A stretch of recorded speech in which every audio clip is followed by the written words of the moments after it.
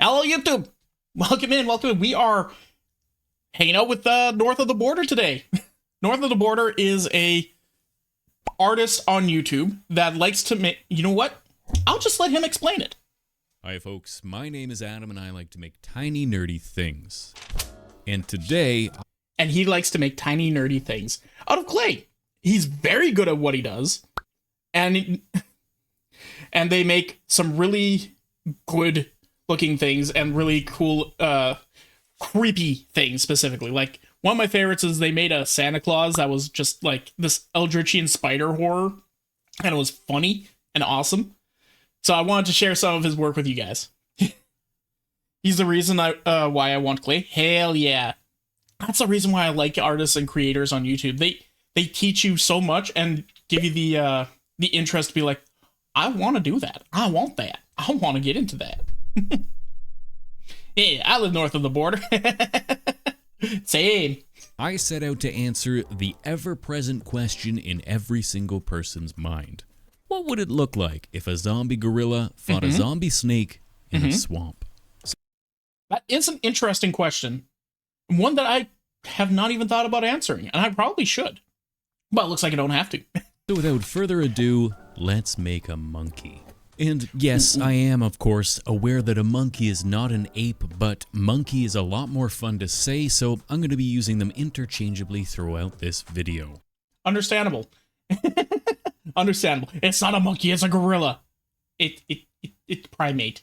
Primate. Who cares? Is monkey. Is monkey. Is gorilla. Is monkey. I'm also going to be doing something a little bit different, and I'm going to eschew my normal aluminium base beneath in favor of a fully clay form on top of the little aluminium bones. I know that this monkey is going to be a big... So normally, from what I understand, you don't usually want to do that because, one, it's extremely expensive to do that. It's very expensive to do that. But two, doesn't it like have a easier time, like, isn't it like a lot easier for the clay to crack or break or fail if it's just like a big solid chunk? I think I have a good idea on why he'd be doing it this way.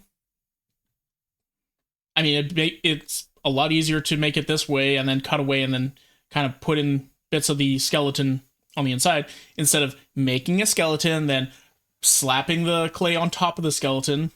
So, beefy boy, but I also know that he's going to have a whole bunch of holes in him, and I don't want to have to dig down just to find shiny foil hidden underneath that I'll then have to remove somehow without deforming the rest of his body.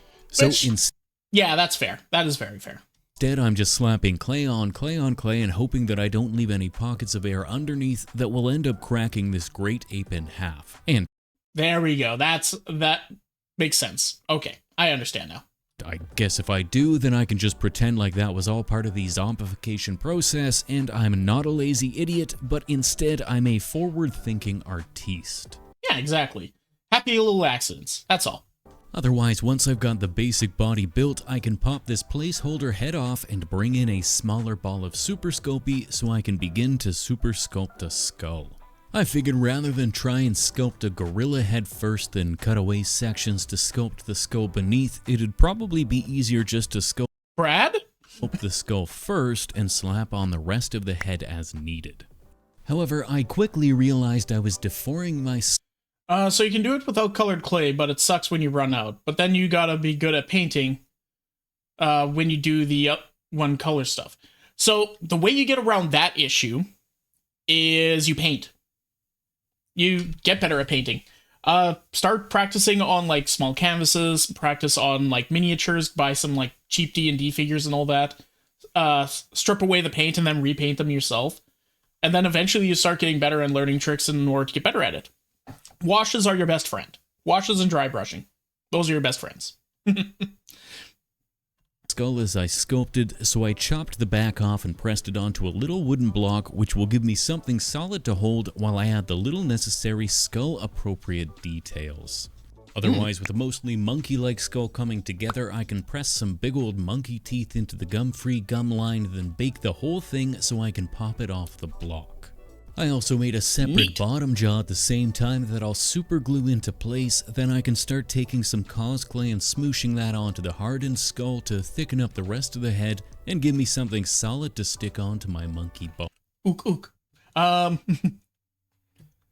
He even made like a furry Pikachu even. Yeah. I paint custom Lego figures. Try that. It's very small. You know what? That sounds really interesting and fun. Body. I'll blend the body into the skull and add some lumpy rolls at the back of the neck to help hold it all in place. Then I can start refining the shape of the face, fitting a couple eyeballs in place, then poking and prodding and stabbing and jabbing the head until I've got a kinda horrifying monkey amalgam, at which point I can get back to the body and start refining the final shape. I'll add some...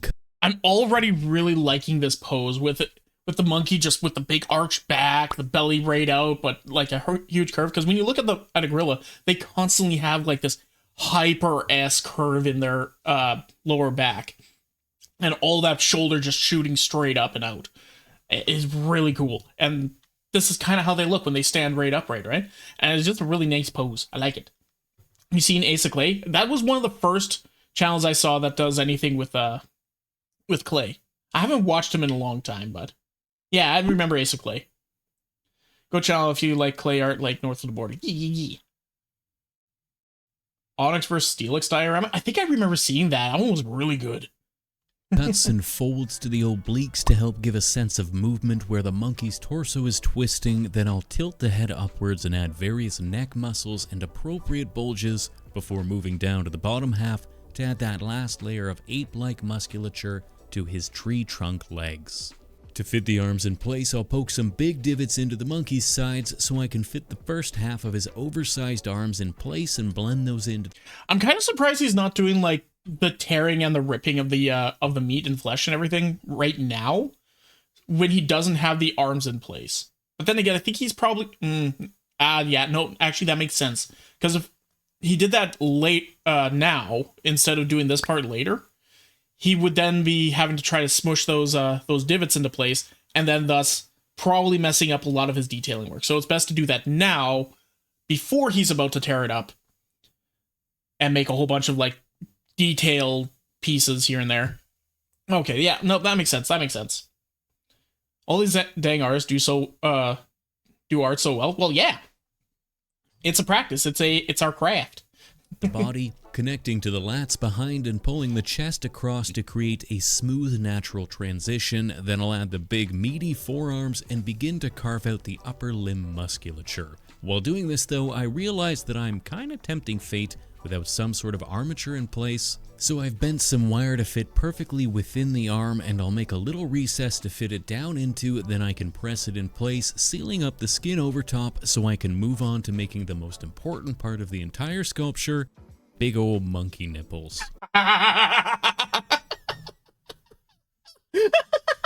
The big old monkey titties.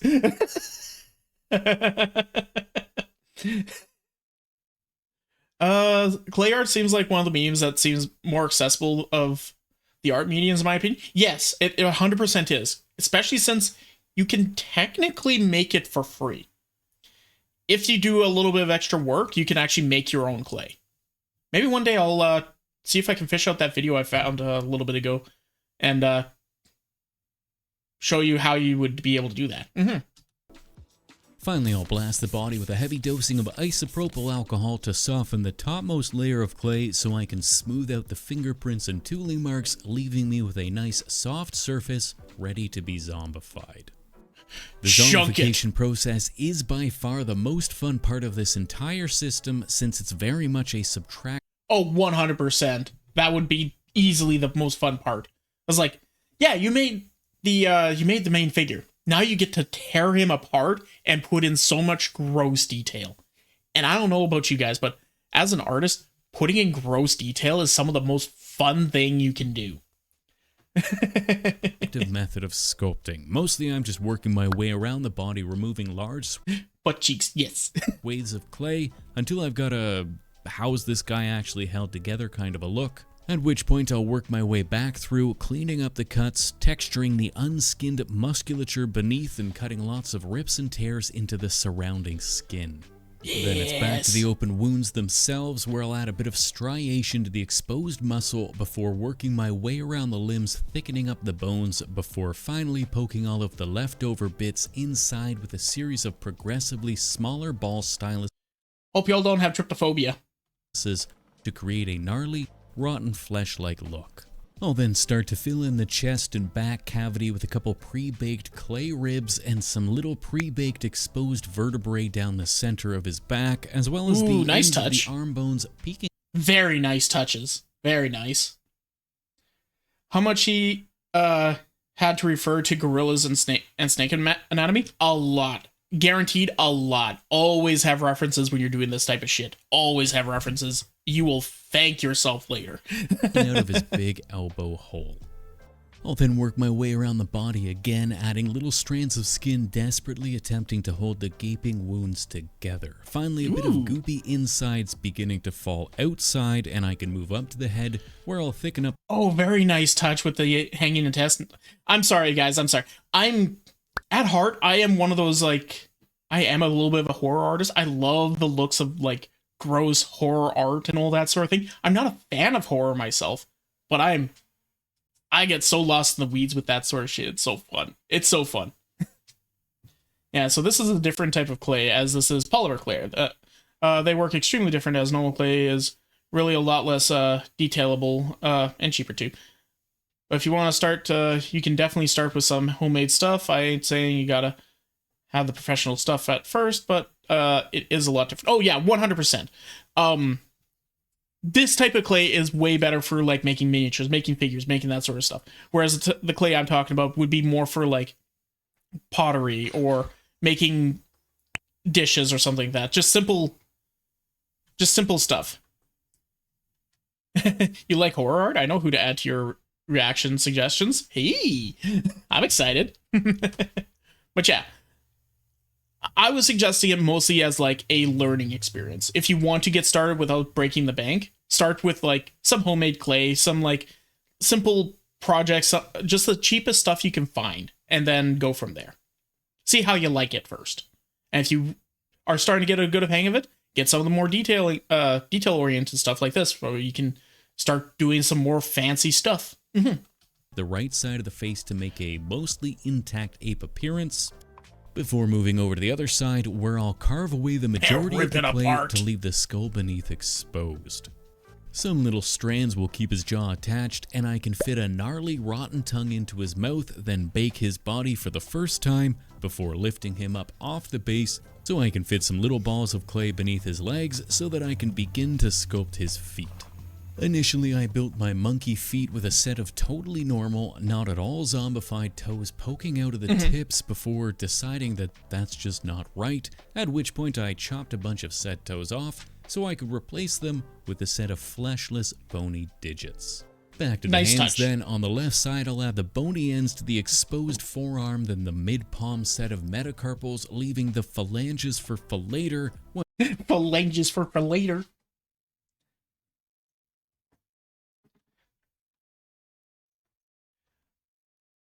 Slowly raises hand. Does that mean you like drawing horror art?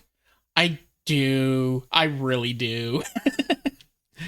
Like, I'll be perfectly honest, guys. My little hand dude that I drew is probably one of the more tame things I've drawn in the past. I don't get a chance to draw them very often because I kind of have to be in a specific mood for that. But yeah, I do. And maybe this coming around in spooky season and all that, we might do some more horror art. Once I've got something that they can wrap around.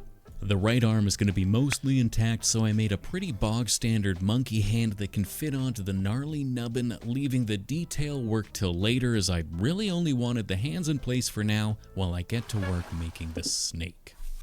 I love the monkey. The monkey looks great so far. And it all starts with a little...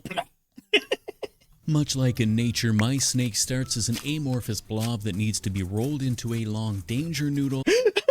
Much like in nature, my snake starts as an amorphous glob.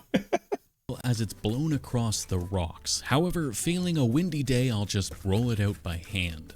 Once I've got an appropriately long noodle with a slightly larger center, I'll crack out my much used scaling roller, which I make. Smart idea. This is basically what you use for a brush in real, traditional media. You just make do. Made years ago, I think in an effort to limit the horror of adding scales one by one. This thing still works a treat, and it's as easy as rolling it across the clay, imprinting the scaly texture onto the topmost side of the snake, so I can flip it over and carve the wide bottom scales using the backside of a Stanley blade. I believe they're called scoots, if I remember correctly. You know, I need to double check that. What are... Yeah, they're called scoots. You can tell because they allow them to scoot. Then I can take this pretty much finished, albeit headless, regretty spaghetti and fit it Regretty spaghetti. I love that. Into my ape's outstretched arm, then wrap it around the body in a loving serpentine embrace. After a bit of finagling, I've got a pretty good pose, which means it's time to rip my ape's fingers off so that I can begin the enzombification process for the snake. Admittedly, the ape's fingers didn't really play a necessary part in any of that, but I wanted to remove them now so that I had a better access to the snake, since I could just finish sculpting the fingers later. As far as the zombifying of... It looks so good. It looks so good, and he's not even... We're like halfway through. We're halfway through.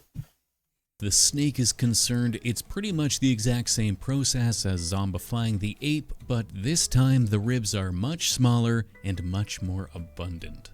Yeah. With the well, snakes are like 90% ribs for their skeleton. Let's be perfectly honest. Body baked, I can then get to work on the head, attaching an oblong heart-shaped shape to the top of the snake before carving a big gouge out of the underside and attaching a bottom jaw. Then it's just a case of poking and prodding and faking it till I'm making it into a somewhat snake-looking shape, at which point I can carve out a large section of the left side of the head so I can make an exposed skull beneath, since apparently all zombies need their skulls exposed.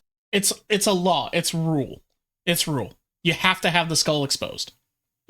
I don't make the rules. You just have to follow them, okay? I'll then gussy up the inside of the mouth so it looks a little more like the inside of a mouth, as well as carve away a bit more flesh from the top of the head and use another homemade roller to add a bit of scaly texture to the top. Finally, a little eyeball goes into the eyeball hole, and I can add a pair of big fangs to the top jaw and some smaller fangs to the bottom jaw, as well as a long loopy rotten tongue into the middle of the mouth. And with the snake finished and fit in place, I can finally finalize the fingers on both hands, giving the left skeletal hand some bony phalanges and the right... Phalanges. What kind of snake reference he referenced? Probably Anaconda? Potentially Anaconda. Boa constrictor could work. Literally any snake could work because they all have very similar anatomies to themselves. And a less bony, more normal looking set of fingers.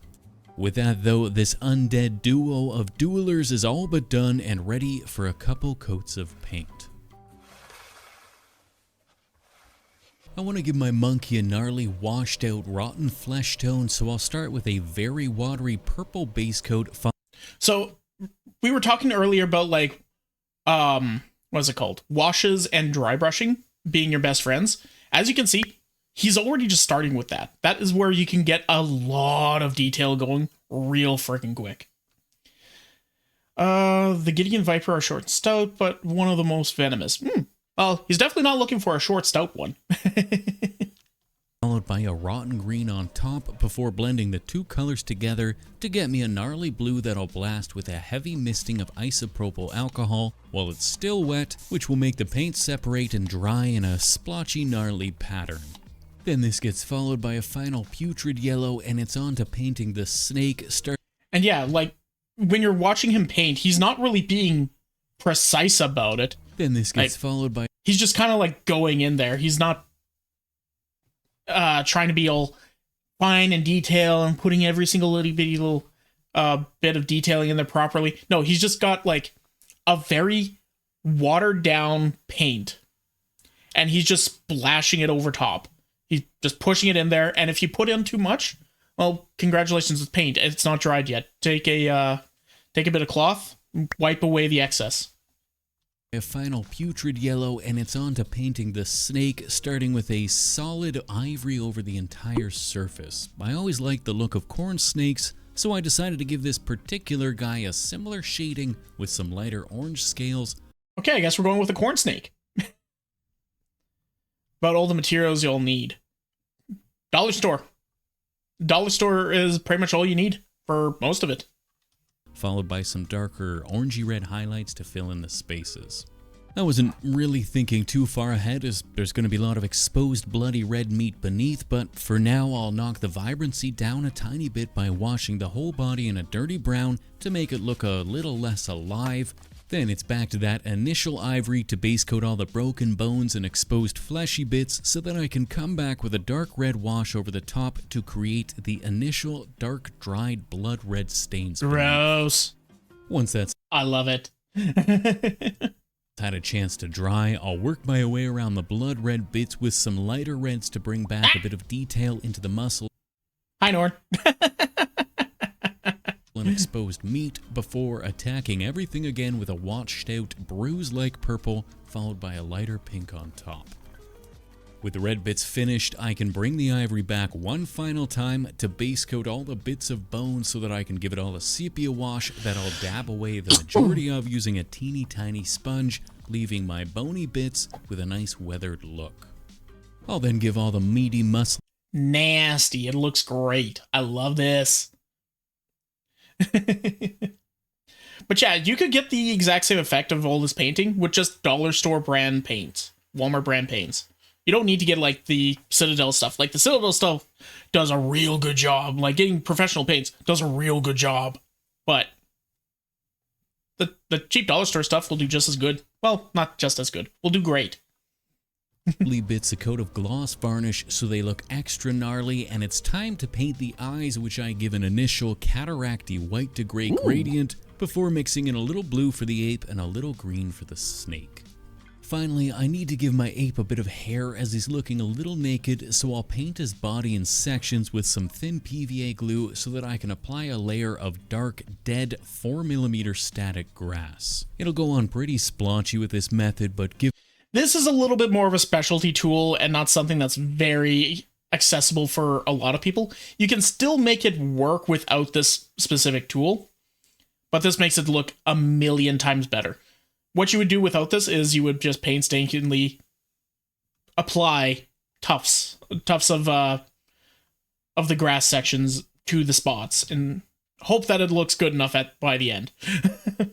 Whereas this one, he's using electric, like a static machine, in order to create static on it, so that when the hairs hit the device or hit the figure, they instantly stand up a little bit, and then they can glue and set in that position, and then it looks like fur, which is real nice. Given that this ape is not exactly looking his best, I think this splotchy blotchy application is pretty much perfect.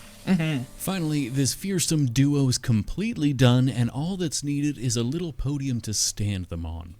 Yeah, you were saying something about a swamp. Where's our swamp? Originally, I wanted to make a resin river for them to stand in, but I still haven't actually restocked my resin, so a quick pivot will have to do.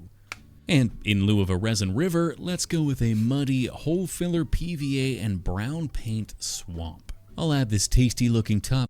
Yeah, you can get swamp effect without the water parts, so, or even if you just put a little bit of water, like you could make use of the 5-minute epoxy stuff you can find at Dollarama's. That stuff would work real good. Forbidden chocolate sauce. You're not wrong. It looks like he's icing a cake. Coat to a little foam disc I cut off camera, then sprinkle a bit of chopped up tree detritus on top before drenching the mud with a healthy helping of swamp water. A quick mix together will make my mud look swampy, and I can fit my ape's feet into the swamp water before it cures so he's properly set. Last but not least, all that's left to do is give each of these gaping maws a bit of goopy stringy glue since they're screaming at each other, and that's us all done here and on to the glamour shots. This, I don't know why, but this little piece is almost screaming that it wants like a dead tree in the background. I don't know why, like what he has is perfectly great. I just feel like it could use a tree, like a dead, swampy looking tree. just to give a little bit more of a sense of scale. B-roll. Last, Greg Marsh. I think that's probably, yeah, that's pretty much it. I will leave that for his own channel. But North of the Border, everybody, it was a great video. I loved it. I want to get into clay working myself. I just don't have the time. It'd be so fun. What? Hey, did you enjoy that? Was it funny? Well, come and check it out live over on twitch.tv/freeform_art. Make sure you put the _art. We have lots of fun there. We enjoy ourselves, and we want to see you over there. So come on and hang out. See you in a bit.